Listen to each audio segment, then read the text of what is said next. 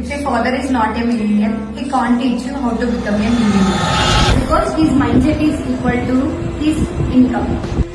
For example, if my father 2 lakhs per month earning చేశారనుకోండి, నాకు 2 lakhs per month ఎలా earning చేయాలి అంటే మైండ్ సెట్ తోటి ఇఫ్ నాకు 20 lakhs per month earning చేయాలనే మైండ్ సెట్ ఉంటుంటే నేను వెళ్ళి మా డాడ్ దగ్గర ఎలా 20 lakhs per month ఏం చేయాలి అని అడగలేదు, ఆయన చెప్పలేదు. ఇక నేను ఎవరిని డిస్రెస్పెక్టింగ్ చేయట్లేదు, ఎవరిని క్రిటిసైజింగ్ చేయట్లేదు.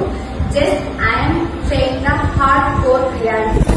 ఇఫ్ మనకి కూడా మిలీనియర్ మైండ్ సెట్ కావాలి అంటే అంత ఎర్నింగ్ చేసే వాళ్ళతో ట్రావెల్ చేస్తూ వాళ్ళతో వర్క్ చేస్తేనే మనకు అట్లాంటి మైండ్ సెట్ చేయలేదు, రైట్?